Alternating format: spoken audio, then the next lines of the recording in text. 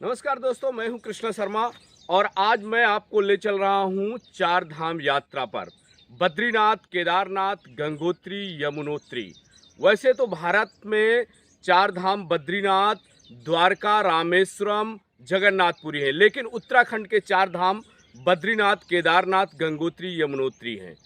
सबसे पहले मैं आपको बता दूं कि अक्षय तृतीया के पर्व के अवसर पर बद्रीनाथ, केदारनाथ, गंगोत्री, यमुनोत्री के कपाट खुलते हैं।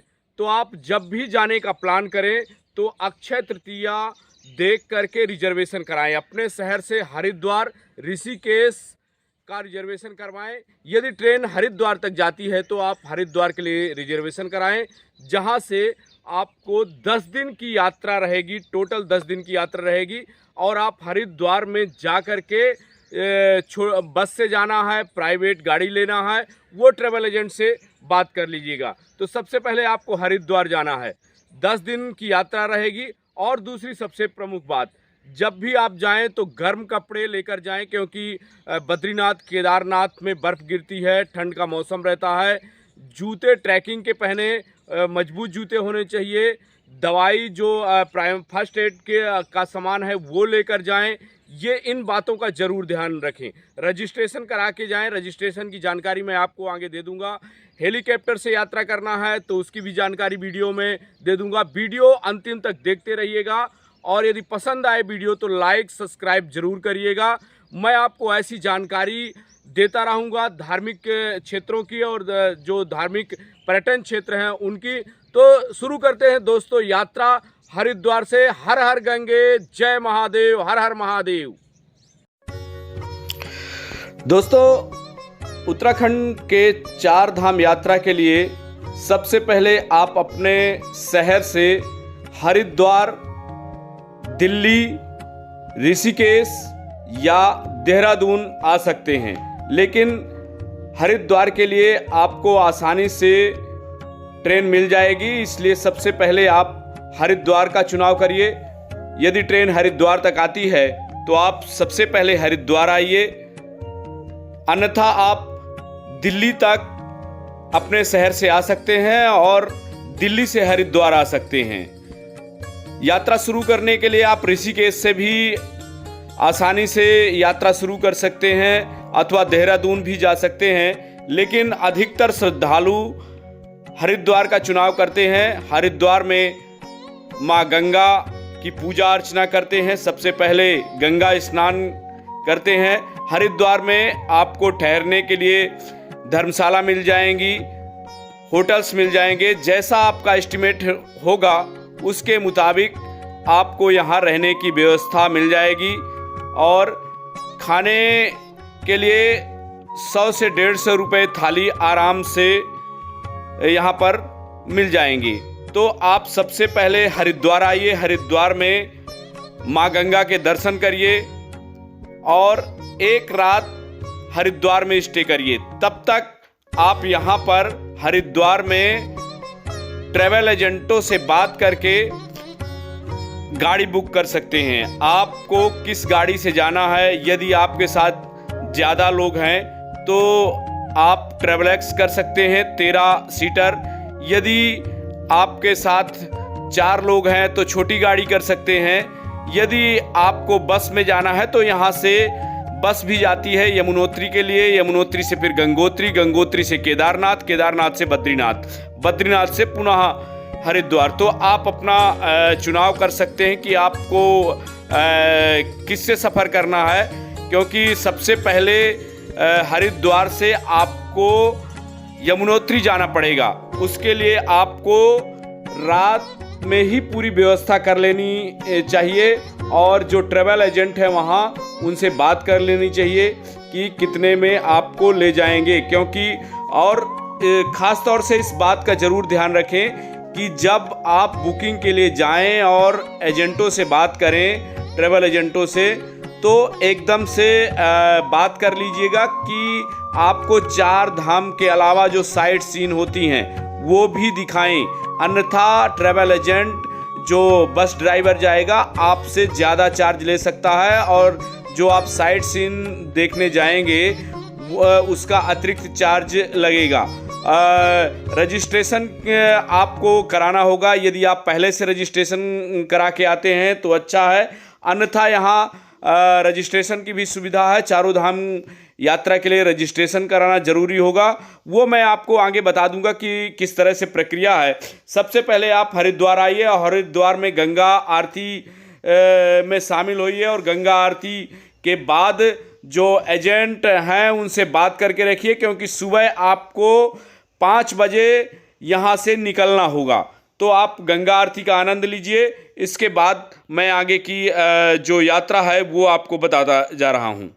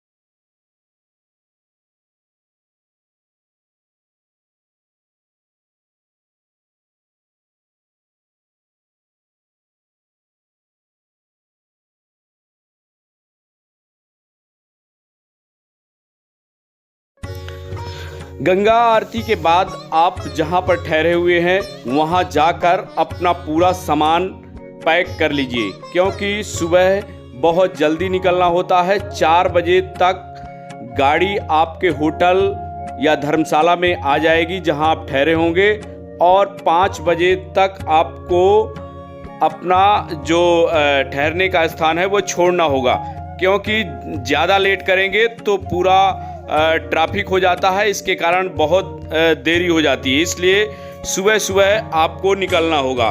तो आइए शुरू करते हैं यात्रा। और पहले दिन हम यहाँ से निकलेंगे यमुनोत्री के लिए, और सुबह सुबह गाड़ी में सवार होकर हम यमुनोत्री के लिए निकल पड़े हैं। और यमुनोत्री का जो सफ़र है वो शुरू कर रहे हैं। मैं बता दूं कि पूरी यात्रा आपकी हरिद्वार से यमुनोत्री, गंगोत्री, केदारनाथ, बद्रीनाथ, ये 10 दिनों की यात्रा होने वाली है, और 10 दिनों की यात्रा होती है। और डे बाय डे मैं आपको बताता चलूँगा कि आप कौन से स्थान पे रुकेंगे, कहाँ रुकना है आपको, और कहाँ से यात्रा शुरू करने हैं, कितना समय लगेगा, वो मैं आपको बताता जा रहा हूँ। पहले दिन की यात्रा हरिद्वार से लेकर बरकोट जाना होता है। हरिद्वार से बरकोट की दूरी लगभग 180 किलोमीटर है। हरिद्वार से बरकोट पहुंचने में 6 से 7 घंटे लगते हैं। तो पहले दिन की यात्रा हरिद्वार से शुरू होकर बरकोट तक जाती है, जिसमें बीच में कुछ साइट सीन भी हैं, वो भी आप देख सकते हैं। पांडव गुफा के जा सकते हैं और भी फॉल्स देख सकते हैं। तो पहला स्टे आपको बरकोट में ही करना है। पहला दिन आपको हरिद्वार से बरकोट तक जाना है, और बरकोट में आपको पहले दिन पहुंचकर रात्रि विश्राम करना है।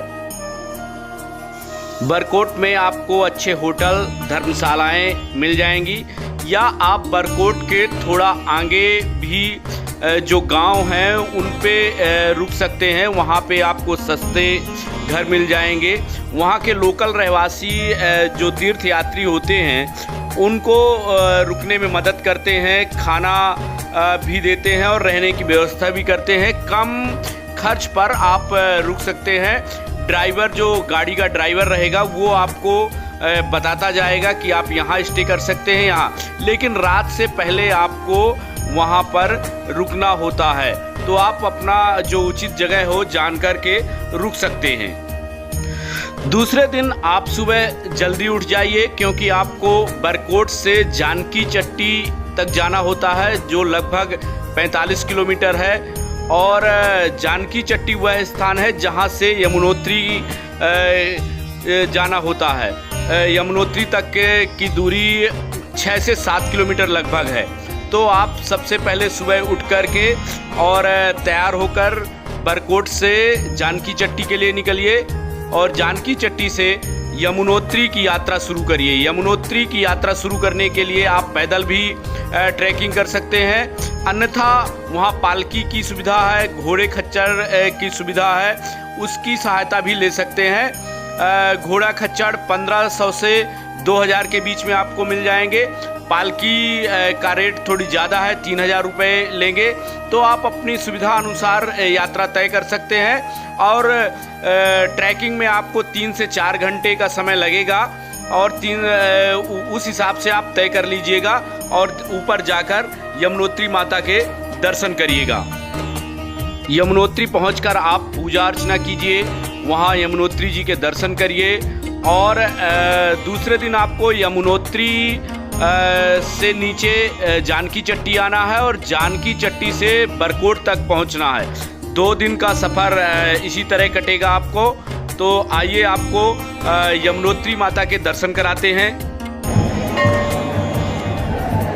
नमस्कार दोस्तों, इस वक्त हम खड़े हुए हैं यमुनोत्री मंदिर में। आप देख रहे हैं यमुनोत्री मंदिर का नज़ारा। यहाँ पे यमुना जी का उद्गम स्थल है। यही वो स्थान है जहाँ से यमुना जी निकलती है और भारत के अनेक मार्गों से होकर जाती है और प्रयागराज इलाहाबाद में गंगा के साथ संगम होता है। और आप देख सकते हैं कि यहाँ पे कितने श्रद्धालु आए हुए हैं। बर्फ के पहाड़ हैं और बर्फ का पहाड़ देख रहे हैं आप। यहाँ पे पूरा पहाड़, पूरा रमणीय स्थान है, प्राकृतिक नज़ारा है यहाँ का। और लाखों श्रद्धालु इस सीजन में यहाँ पे दर्शन करने आते हैं। और यहाँ पे जो 2 गर्म कुंड है विशेष तौर से, वो विशेष पूजा के लिए माने जाते हैं। लोग स्नान करते हैं, सारी थकान दूर करते हैं उसके बाद। और हमारे साथ हमारी फैमिली आई हुई है और दोस्त भी आए हुए हैं। ये मैं दिखाना चाहूँगा, मेरे साथ केसी शुक्ला जी हैं, जमुना मैया की, वो आए हुए हैं। और फैमिली के लोग आए हुए हैं। देखिए फैमिली के लोग भी आए हुए हैं हमारे साथ। तो ये उद्गम स्थान है यहाँ का। आप देख रहे हैं मंदिर का परिदृश्य, जहाँ पे लोग पूजा कर रहे हैं, यमुना माता के दर्शन कर रहे हैं। यहाँ पे लोग पूजा करते हैं। गर्म कुंड है। माँ यमुना भगवान सूर्य की पुत्री हैं। यहाँ पर गर्म कुंड है जहाँ लोग स्नान करते हैं और माँ यमुना के उद्गम स्थान की पूजा करते हैं। दूसरे दिन आपको बरकोट में ही रात्रि विश्राम करना है और तीसरे दिन सुबह बरकोट से गंगोत्री के लिए प्रस्थान करना है। बरकोट से गंगोत्री की दूरी लगभग 180 किलोमीटर है। 8 से 9 घंटे गंगोत्री पहुंचने में लगता है। तो तीसरे दिन सुबह आप बरकोट से गंगोत्री के निकलिएगा। बीच में उत्तरकाशी है। उत्तरकाशी में आप भगवान शिव के दर्शन करिएगा। शिव गुफा है, काशी विश्वनाथ विराजे हुए हैं, तो उनके दर्शन करिएगा। वो कुछ श्रद्धालु उत्तरकाशी में ही स्टे करते हैं, तो उत्तरकाशी में भी आप रुक सकते हैं। अथवा आगे जाके गंगोत्री से पहले आप स्टे कर सकते हैं, अथवा गंगोत्री पहुंचकर गंगोत्री में भी रहने के अच्छे स्थान है, धर्मशाला है, होटल है, वहाँ भी आप रुक सकते हैं। तो तीसरे दिन का सफ़र गंगोत्री पहुंचकर आप स्टे करिए, या उससे पहले कुछ गांव में या कहीं होटल धर्मशाला मिले तो रात से पहले आप स्टे कर लीजिएगा। चौथे दिन आप गंगोत्री धाम पहुंचेंगे, माँ गंगा के दर्शन करेंगे और गंगोत्री में पूरा मंदिर के दर्शन करेंगे, वहाँ गंगा स्नान करेंगे। तो आप चौथे दिन गंगोत्री धाम के दर्शन करिएगा। आइए आपको गंगोत्री धाम के दर्शन कराते हैं। नमस्कार दोस्तों, इस समय हम हैं मोक्षदायिनी गंगा के उद्गम स्थान पर। आप देख रहे हैं अभी यमुनोत्री से होकर यहाँ पर आए हैं। गंगा, जिसे गंगोत्री कहा जाता है, यहाँ से 15 किलोमीटर दूर गोमुख के पास से गंगा निकलती है। जो बर्फ़ की बड़ी बड़ी आप देख रहे हैं कि हिम जो बर्फ का पर्वत है वहाँ से गंगा निकलती है और ये अविरल धारा लगातार बहती जाती है। और ये धारा यहाँ से होते हुए इलाहाबाद में जाके संगम होता है और फिर गंगा सागर में जाके मिलती है। यहाँ हजारों श्रद्धालु आते हैं लोग अपनी आस्था लेके चारों धाम की यात्रा में। जो उत्तर भारत की देवभूमि है, यहाँ देवताओं का निवास रहता है। हम आपको दिखा रहे हैं। हमारे साथ यहाँ परिवार के लोग भी आए हैं और हमारे मित्र भी आए हैं, केसी शुक्ला, जो कि गंगा स्नान कर चुके हैं अभी। और हम लोग गंगा स्नान करने के बाद आप देख रहे हैं ये गंगा स्नान, और सिक्योरिटी पूरी तरह यहाँ पुलिस बल लगा रहता है, किसी श्रद्धालु को किसी तरह की परेशानी ना हो। आपको दिखा रहे हैं कि जो मंदिर है यहाँ से जो गंगा जी का, वहाँ के लिए दर्शन करने के लिए लाइनें लगी रहती हैं और सारे लोग लाइनों से जाके और गंगा माता के दर्शन करते हैं। देख रहे हैं आप किस प्रकार से लाइन लगी हुई है, यहाँ पे लंबी लंबी कतारें लगी हुई हैं। हम आपको दिखा रहे हैं।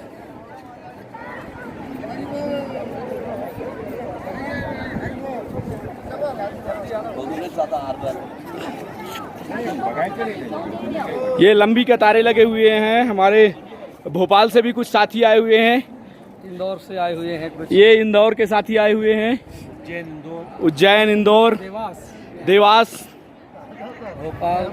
भोपाल, सतना, राजस्थान इनका भी। तो लोग भी यूपी से हैं। देश के अलग अलग कोने से लोग आते हैं यहाँ पे गंगा मैया के दर्शन करने और अपनी मनोकामना लेके जाते हैं। आप देख रहे हैं कितनी लंबी लंबी कतारें लगे हुए हैं। 1 घंटे कम से कम लगेगा यहाँ पे दर्शन करने के लिए। और इसके बाद यहाँ से लोग केदारनाथ के लिए प्रस्थान करते हैं। 220 किलोमीटर की दूरी है। 220 किलोमीटर की दूरी के बाद रात्रि में विश्राम करेंगे। विश्राम करने के बाद वो सीधे निकलेंगे केदारनाथ के दर्शन करने के बाद, और केदारनाथ के दर्शन करने के बाद फिर बद्रीनाथ जाएंगे। इस तरह से चारों धाम की यात्रा होगी। हम आपको बताते रहेंगे पल पल की खबरें। माँ गंगा के दर्शन करने के बाद हमें वापस उत्तर काशी पहुँचना होता है, तो उसी दिन हम उत्तर काशी पहुँच जाते हैं और चौथे दिन का स्टे उत्तर काशी में करते हैं, क्योंकि 5वें दिन की यात्रा हमें उत्तर काशी से केदारनाथ के लिए करना होता है। तो गंगा दर्शन करने के बाद हम उत्तर काशी पहुंचते हैं और उत्तर काशी से सुबह हम निकलते हैं केदार धाम यात्रा के लिए। 5वें दिन की यात्रा उत्तर काशी से गुप्त काशी जाना होता है या फाटा सोनप्रयाग जाना होता है, जिसकी दूरी लगभग 220 किलोमीटर है। तो अर्ली मॉर्निंग आपको निकलना होता है, जिससे कि आप शाम से पहले फाटा पहुंच जाएं और वहां रात में स्टे करना होता है। तो सबसे पहले आप उत्तर काशी से फाटा के लिए निकलिए गाड़ी से और फाटा पहुंचिए, और फाटा में आपको रात्रि विश्राम करना पड़ेगा। 6वें दिन सुबह फाटा से आपको निकलना होता है। आप सोनप्रयाग जाएंगे। सोनप्रयाग में गाड़ी पार्क होती है, वहाँ से आगे गाड़ी नहीं जाने दी जाती है। और इसके बाद सरकारी टैक्सी के माध्यम से गौरीकुंड जाएंगे। और गौरीकुंड में वह स्थान है जहाँ पर माता गौरी ने भगवान शिव की आराधना की थी, और वहाँ पर गर्म जल के स्रोत भी हैं। वहाँ आप स्नान करके यात्रा शुरू कर सकते हैं। 16 किलोमीटर का ट्रैक है, आप देख लीजिए, आप ट्रैकिंग कर सकते हैं। तो 6-7 घंटे में आप महादेव के दर्शन करेंगे, केदार बाबा के। अन्यथा आप घोड़ा खच्चर भी ले सकते हैं, जो कि 2000 से 3000 के बीच आपको घोड़ा खच्चर मिल जाएंगे। वहीं पालकी 5000 तक मिल जाएगी। अन्यथा आप हेलीकॉप्टर के माध्यम से भी यात्रा कर सकते हैं। हेलीकॉप्टर की जानकारी मैं वीडियो के अंत में दे दूंगा आपको, कहां से हेलीकॉप्टर लेना है, कब रजिस्ट्रेशन कराना है, कब बुकिंग करना है, तो आप हेलीकॉप्टर के माध्यम से भी यात्रा कर सकते हैं। तो छठवें दिन आपको जाकर केदारनाथ धाम में स्टे कर सकते हैं, जहां पर GM गढ़वाल विकास मंडल के जो स्टे हैं, जो बने होते हैं टेंट, वो आपको बुकिंग करने के माध्यम से मिल सकते हैं। तो आप देख लीजिए कि ट्रैकिंग के माध्यम से आप जा सकते हैं या घोड़ा खच्चर करके आप जा सकते हैं। महादेव के दर्शन करिए, भगवान भोलेनाथ के दर्शन करिए। हजारों श्रद्धालु वहाँ पर पैदल यात्रा करके जाते हैं और भगवान भोलेनाथ के दर्शन करते हैं। तो आइए आपको हम भगवान भोलेनाथ के दर्शन कराते हैं। जय बाबा केदार की।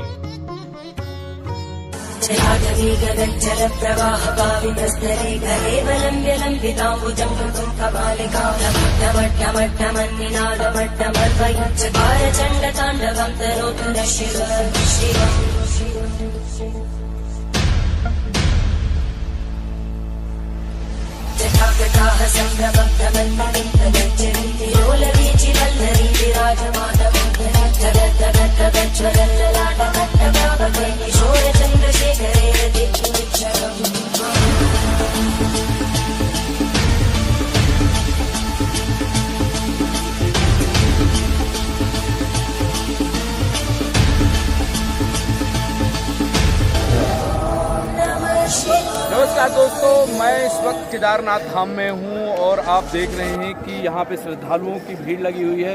इस तरह का नज़ारा है सुबह सुबह का। लोग भोलेनाथ के दर्शन करने के लिए आए हुए हैं और जिस तरह देख रहे हैं कि यहाँ पे ठंड ज़्यादा पड़ रही है। केदारनाथ में बर्फ़ से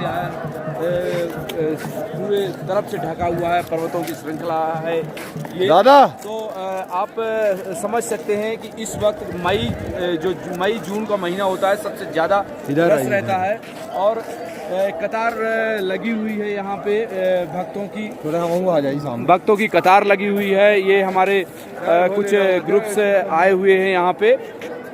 आप देख सकते हैं कि यहाँ पे लगातार लोग भगवान केदार बाबा की पूजा अर्चना कर रहे हैं और उनसे अपनी मनोकामना के पूर्ण करें। इससे पहले यहाँ मौसम भी खराब होता है लगातार 2 बजे से 3 बजे तक। तो जो श्रद्धालु यहाँ आएँ वो गर्म कपड़े जरूर लाएं, रेनकोट लाएं।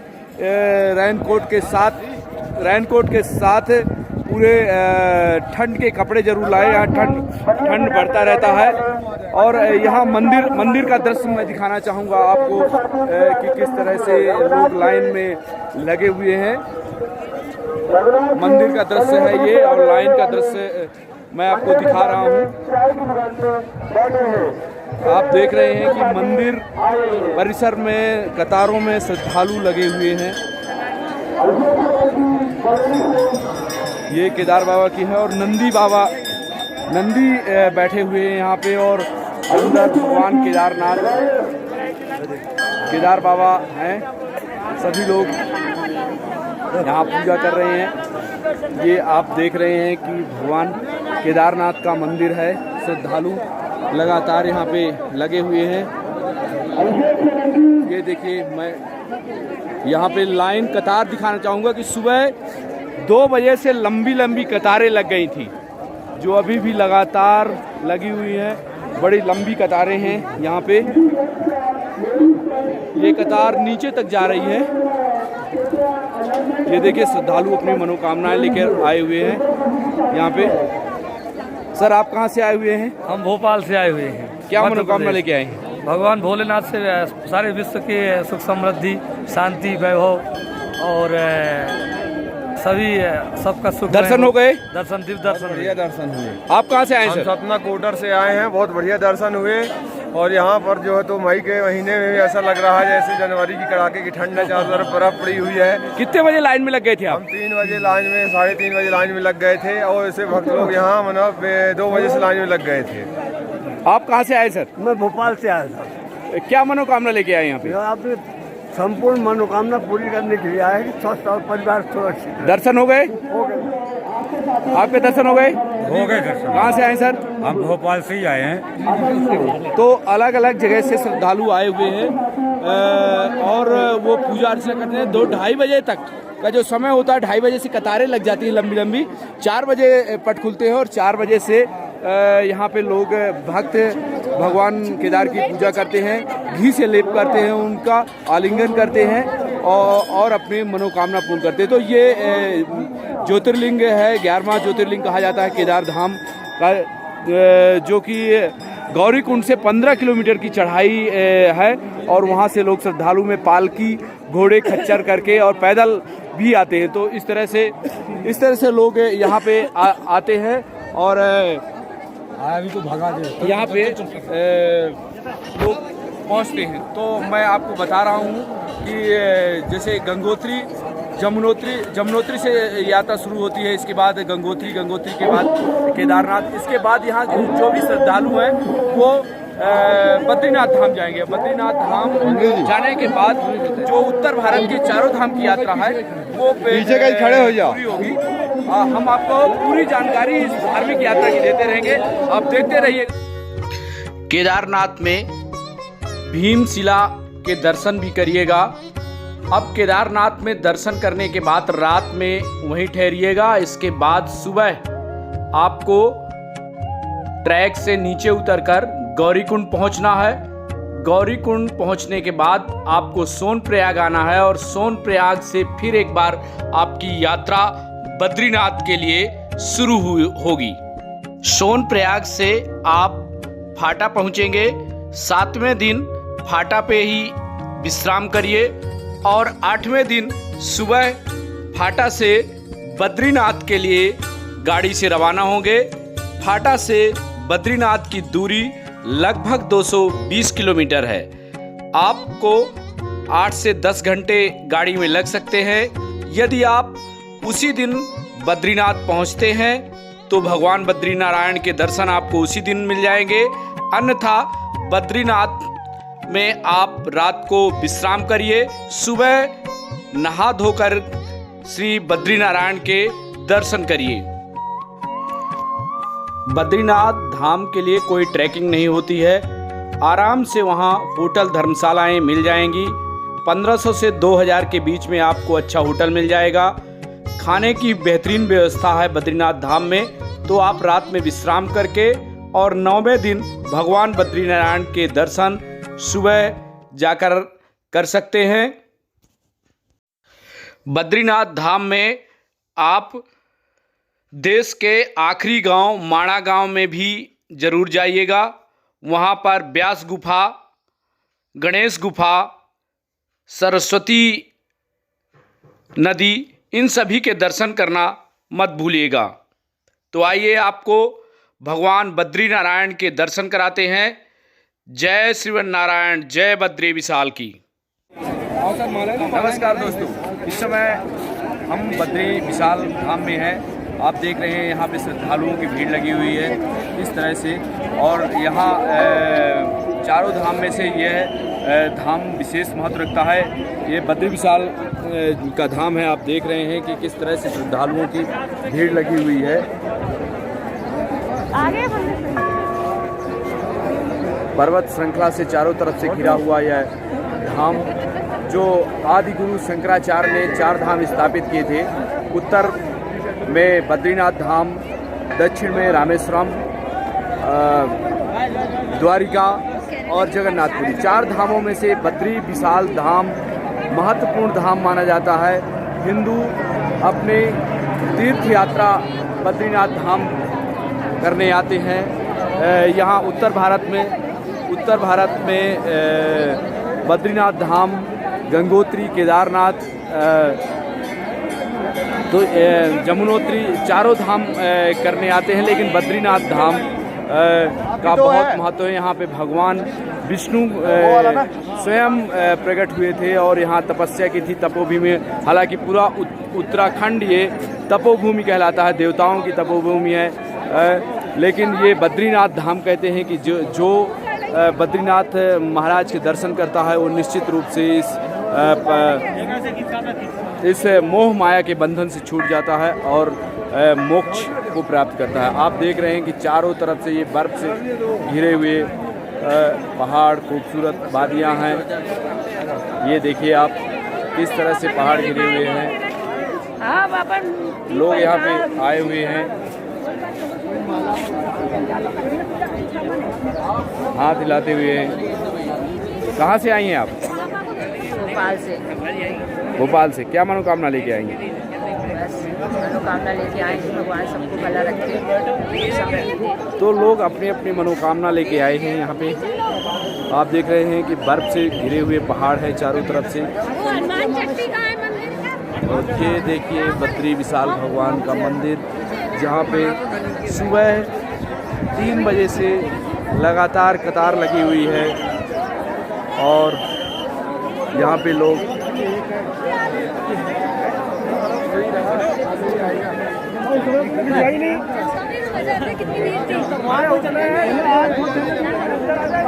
बद्री विशाल भगवान में लगातार श्रद्धालुओं की भीड़ लगी हुई है। आप देख रहे हैं। कहाँ से आए सर आप? कहाँ से आए? सतना एमपी से आए भाई साहब। क्या मनोकामना लेके आए सर? सौभाग्य लेके जाए, सारी चाय पूरी हो, सब कोई। आप देख रहे हैं बच्चे भी आए हुए हैं। बच्चों का उत्साह किस प्रकार है? बच्चे आए हुए हैं, ये कपल्स है और ये यहाँ पे लोग खड़े हुए हैं कतार में, लगातार लगे हुए हैं। सुबह कितने बजे कतार में लगे हुए हैं? 4 बजे से। तो 3 बजे से कतार में लगे हुए हैं, 4 बजे अभी दर्शन हुए। तो आप इस बात का अंदाजा लगा सकते हैं कि कितनी भीड़ रहती है। ये देखिए, तो यहाँ पे भीड़ लगातार देख रहे हैं आपके किस तरह से भीड़ लगी हुई है और लोग लाइन में लगे हुए हैं दर्शन करने के लिए। ये सामने का चबूतरा है जहाँ पे दर्शन करने के बाद लोग फोटोग्राफी का आनंद लेते हैं और यहाँ लोग अपना सामान भी बेचते हैं। देखिए बद्री विशाल का ये बद्रीनाथ धाम में ब्रह्म कपाल नामक जगह है जहाँ पर श्रद्धालु अपने पितरों का पिंडदान करते हैं।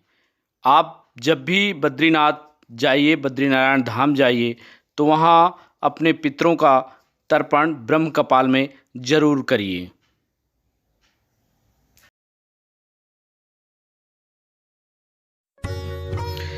बद्रीनारायण से 9वें दिन हम रवाना होकर श्रीनगर में स्टे करेंगे और सुबह 10वें दिन श्रीनगर से रवाना होकर हरिद्वार पहुंचेंगे। बीच में आपको पंचप्रयाग के दर्शन होंगे।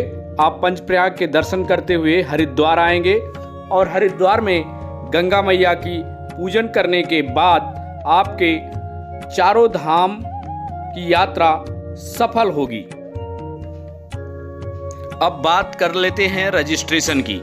तो नीचे दी गई लिंक में आप अपना रजिस्ट्रेशन करा सकते हैं और रजिस्ट्रेशन में आपकी यात्रा की तारीख और आधार कार्ड, फोटो संलग्न करना होता है। तो आप अपने यात्रा की तारीख और ये संलग्न करके रजिस्ट्रेशन करा सकते हैं।